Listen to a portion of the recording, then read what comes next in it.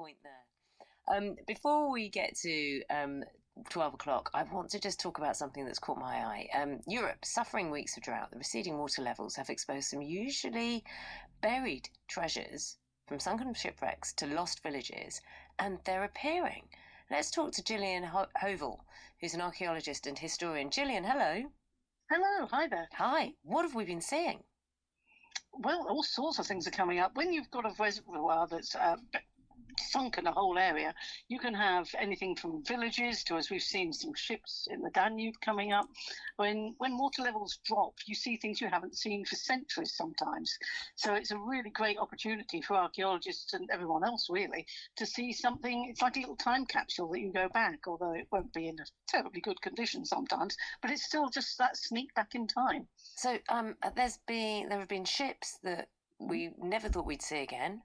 Yes, and there's been these hunger stones. I think they're perhaps the most poignant thing. A hunger stone? A hunger stone. One of them was actually put there in the 1400s, and it was put there to show that if that stone surfaced from the waters, then you were heading for a famine because the drought was coming. So that's the actual point of them.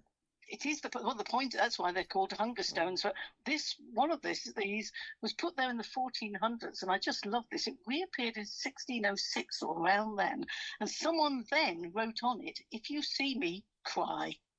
Oh. So it's like, oh dear. But of course, every era has its own food supplies and its own. Doesn't mean that we're in dire trouble now, but it does mean it was trouble, serious trouble in that medieval time.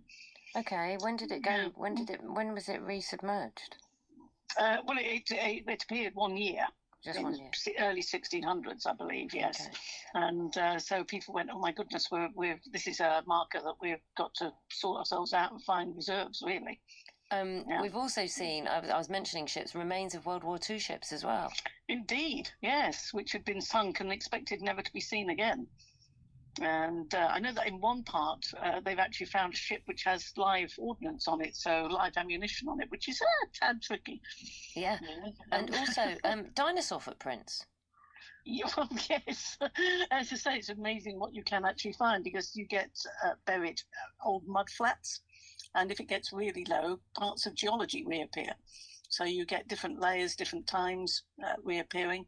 And it's as I say, it's like a snapshot. It's almost a slice through history. Where in which part of the world are we kind of seeing the most, the water levels recede the most? Well, they're saying that there was the Danube and all around Europe.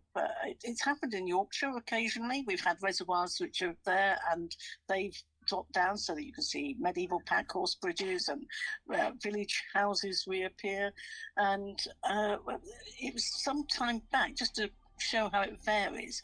About the year 2000, they flooded an area in Turkey called Zoyma, and it had the most fantastic Roman mosaics that were buried. And I haven't had time to check to see if they've reappeared in this drought yet. That's your next job. They're